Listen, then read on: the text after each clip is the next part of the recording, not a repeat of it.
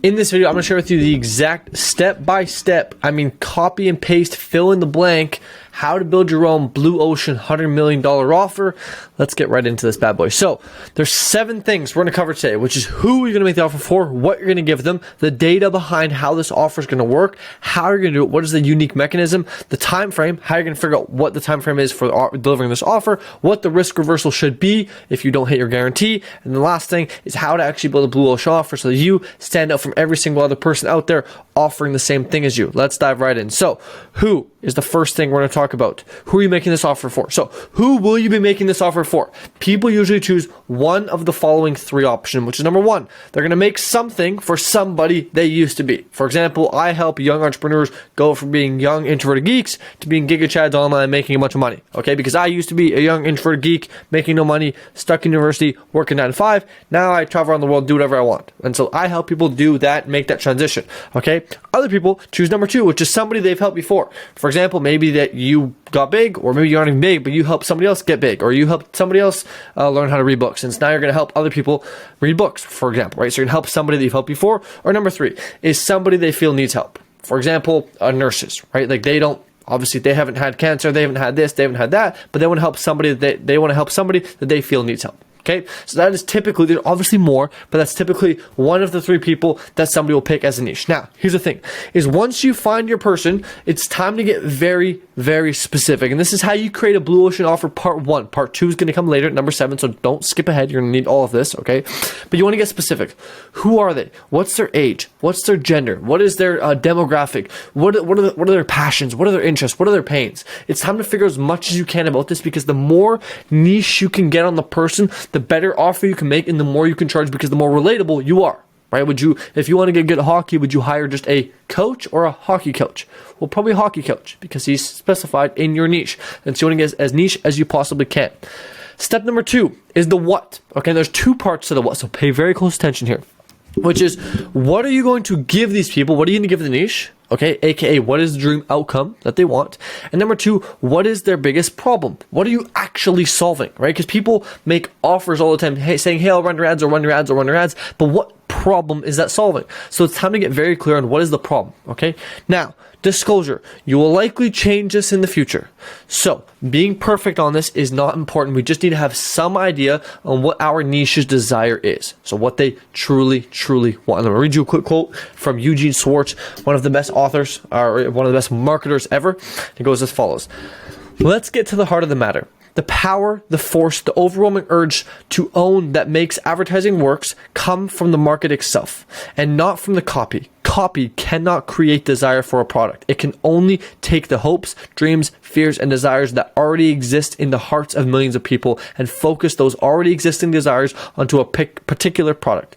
This is the copywriter's task, not to create this mass desire, but to channel it and direct it. By the way, this book costs like $1,000 if you want to go buy it. It's incredible, so listen up. So the point that Eugene's making here is that no matter how good your copy, your ad, your whatever is, it'll never, ever do anything if the desire isn't there in the first place. And so what we want to do is make sure we find out what is the desire of our prospects initially, so we can make an offer based around that, based on what they truly want and what they're actually struggling with. So this may lead you to doing a bit of research, which is number 3. So instead of sitting around all day in our room, right, and hypothesizing about what a good offer actually is, let's ask the people who will be making an offer to anyway, yes, that means work, and figuring out what they say about it. Okay, so at this point, you now know who you're going to be targeting, and you now know, you have a rough idea of what you're going to be giving them, what is somewhat of their desire. However, we don't fully know yet, and so what we're going to do is we're going to call 100 people. You can do more, okay? Call 100 people in your niche and ask them questions. If you want the script on what to ask them, you can join my community. It's free. All my SOPs, anything I've ever written or built is in there for free. You can join, and you can hop on calls and ask me any question you want. Okay? So what you're going to do is when you hop on the call, you're going to ask them questions. You're going to ask them questions about the offer that you kind of want to make, the outcome that you want to get them. You want to ask them questions around that thing to see if they actually care about it, and then also ask them problems that they're having getting to that thing. So for example, let's say you're going to help somebody retire. Let's say you're helping people become retired people, right? Whatever the case is. You would then ask them questions about retirement, why they want to retire, why that's a desire of theirs, right? And then the problems they're having towards that. So you can get more data to validate that your offer is selling what the market actually wants, okay? The whole point of this is validation. It's just validating that our idea that we made up is selling the market actually wants. So we're not marketing a useless product to people, okay? Now, once you've done this, once you've validated your offer, it's time to put your entrepreneurial hat on and solve for the how. How will you get the people to their goal? Okay, because it's cool now, we can sit in a room and say, hey, we help these people do this. Yeah, but how? Which is actually one of the most important things when making an offer, is how will you do that for them? Okay, so how will you solve this problem? And what unique mechanisms will you be using to solve this to make you stand out from everybody else? Let me share with you something here. Offers aren't saturated. Matter of fact, niches aren't saturated. You know what's saturated? Deliverables. Deliverables are saturated, okay? Imagine two people with the exact same offer and the same price, but just different mechanisms, aka different deliverables. So let's say the offer is $100K in 90 days for $5,000 one time or your money back. Let's just say that's the offer that they make, okay? However, one of the people does done for you ads. Hey, I'm gonna run your ads entirely for you. You do nothing. You just show up and you take the sales call and you make money. Okay. The other guy does do-it-yourself cold call course. Hey, here's a course on how to cold call. Take it. Which offer is better? Which one would you be more likely to buy? Probably the one that they're gonna run the ads for you. Why? Because of the deliverables. Because the deliverables is what ultimately change the effort and sacrifice, and also the perceived likelihood of achievement. Two of the most crucial parts of an offer, however, two of the most, under talked about parts, very underrated, right? Which is deliverables is what dictates the perceived likelihood of achievement and the effort and sacrifice. For example, done for you ads, the perceived likelihood of achievement goes up because ads work, and if the person's going to be running it for you, in this case, if the business is going to be running the ads for you, you then believe it's going to work more likely because the business will run it for you and they know better than you. So your perceived likelihood of achievement goes up and the effort and sacrifice goes down, which makes you feel better and ultimately like that offer more. Whereas a do-it-yourself cold call course, effort and sacrifice is up to the moon, okay? And the perceived likelihood of achievement goes down below because now it lies in your hands. And when it lies in your hands, you are more likely to think it's not going to work, okay? So getting clear on your deliverables is very important. Here's the thing, is you may be asking me, Stefan, well, how do I figure this out? That's what you are paid to do. As an entrepreneur, you're one of the only people in the world that get paid to think. Right? Steve Jobs didn't have somebody telling him to build Apple. He came up with the idea. It's time for you to be innovative, creative, whatever, and put your entrepreneurial hat on and actually think of a way that you could solve this problem that is efficient, that is effective, and that is good for the market. Okay? And the amazing thing about this is now we're solving problems that actually exist that people will actually pay money for. Not just hypothetical, hey, try this. We're solving problems that the market has actually validated is a problem. Okay? That is the how. Very important. Spend the most time on this, if anything, okay? Now, time delay. Now that we know and we've decided on how fast, okay, typically the first time you kind of choose your time delay, it's just a wild guess, right? And you use data afterwards to make a more reasonable guess. After you've signed clients and after you've done the service, you then start to get more data and feedback on what's a reasonable time to do this in, and your goal is to try and shorten this time as much as you possibly can. Okay, simply put, we want to shorten this time as much as we possibly can to make it quicker for the person to get the result. Okay, for example, if you had two haircuts, one cost you $97 and one cost you $9.70, which one would you be more likely to pay for? Well, it would depend on one thing.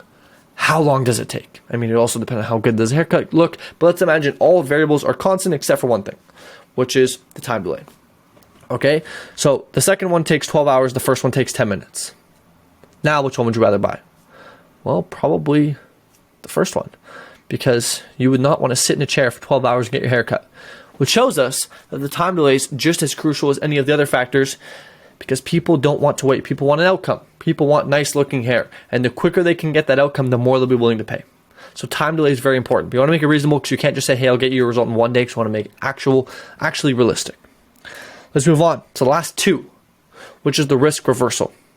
Simply put, a guarantee is crucial. It increases the perceived likelihood of achievement, which makes people believe that it will work. Which when people believe something will work, they are more likely to buy it. You want to make your risk reversal as no-brainer as possible. Therefore, it decreases the amount of friction for people to join. So some examples of good guarantees or good risk reversals are a satisfaction guarantee, which is one of the best ones because ultimately it lies in your client's hands. Here's the amazing thing is most business owners, most people feel bad going up to a business saying, hey, you sucked, give me the money back. So lots of people don't actually take you up on this. And if they do, it gives you time to get crucial feedback on why your product was bad so you can go ahead and make it better. It's a really good guarantee. Another really good one is double your money back. If you're confident in what you do, double your money back shows that, hey, we walk the walk and we talk the talk. Here's what we do. ROI guarantee is also phenomenal. Hey, we'll guarantee that you cannot lose money on this. So worst case scenario, you break even and you get this entire system for yourself. Plenty of other good, risk reversals and guarantees out there. These are just some that you need to put together to piece your offer together. The point is we need something to tie our offer together to make them confident even in the worst case scenario. Simple as that, okay? There's one last thing, which is the blue ocean, which is arguably one of the most crucial things. But before I show you the slide, I just want to make it very clear that once you've done all this, you now just want to piece your offer together, which literally in the order I've written it, you can do. So what you do is you say, who's the offer for? What are you going to do for them? How are you going to do it? What's the time delay? What's the risk reversal? For example, I help 15 to 21-year-old entrepreneurs who are introverted who want to make 10K online in under 90 days, or it's completely free. And if you like that offer, join my community because it is completely free and I do exactly just that, okay?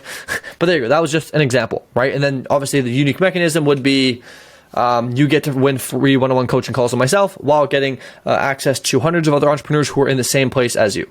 Okay, so pretty cool, right? So if that is you, then join my community. It's free. Link down below. But that is how you then piece your offer together. It's exactly that. Who you do it for, what you're going to do it for them, how you're going to do it, what's the time delay, and what's the risk reversal. And that right there is now your offer. However, there's one missing component, and that's blue ocean. How can you make it so when people hear your offer, they start swimming towards you? As a matter of fact, let me give you an analogy. Imagine, let me go back here. Imagine if you were the one special boat that was boating past the Titanic and everybody was scrambling around dying and you were there and you had life jackets and you were selling those life jackets for $10,000 a pop. Do you think people would buy? Probably. Now, why is that? Well, it's simply because there's no other option. There's no other alternative. There's nothing else they could compare it to. Therefore, they can't say it's good, they can't say it's bad, and they can't give you objection because it just is. And therefore, if they want what you have, no matter the price, they have to buy. And that's the amazing thing about making a blue ocean offer. There's two ways you can do it, which is number one, to make yourself a blue ocean offer, do one of these two things. Number one is actually just make something nobody has seen. Nobody saw the iPhones that Steve Jobs had made. Therefore, he's in a niche completely by himself. No one in the world can ship any product at all, millions of products, within just 2 days. Except for Amazon. That's why they're in the blue ocean. So the point is, if you want to become in the blue ocean, just make something nobody has seen. Easiest way. Now, if you're a bit lazy like myself and you want to be able to compete in the blue ocean without having to actually build something new and be creative and be innovative, just frame your product in a way that is new to the market. For example, SMMA. SMMA, as many people know it, is very famous. Okay. However, SMMA fundamentally is just digital advertising, which digital advertising has been around for years. But Iman Gadzhi didn't like the word digital advertising. So what he did is he made an entirely new name for it and just presented this thing to people as a new opportunity. As, hey, those old things suck, try this new thing. And guess what? A lot of people did. And hence why he made a lot of money. It's simply because he just took something else and framed it in a new way as a new opportunity. And said, hey, that thing is bad, try this new thing. While fundamentally, it was the same thing. And so, if you want to be in a blue ocean, you have two options. I would argue the second one might be a little bit easier. All you have to do is frame your product as a new thing. For example, if you run ads right now, instead of just saying, hey, I'll run your ads for you, you can say, hey, I'll come into your business, build out this entire ad system for you that everyone else is, leasing on a month-to-month basis. I'll implement it into your business so it becomes an asset of your business. I will then run it for you for 90 days while teaching you how to use it so you never have to pay me or another company ever again, and you now own that asset. Fundamentally, the exact same thing. You've just changed the framing of it, so now you look more valuable. And that is how you can make an amazing offer from scratch, like copy and paste this exact thing, fill in the blanks for what I just said, and you've made yourself a phenomenal $100 million blue ocean offer. If you have any questions, join my school committee. I'll chat with you later. Peace.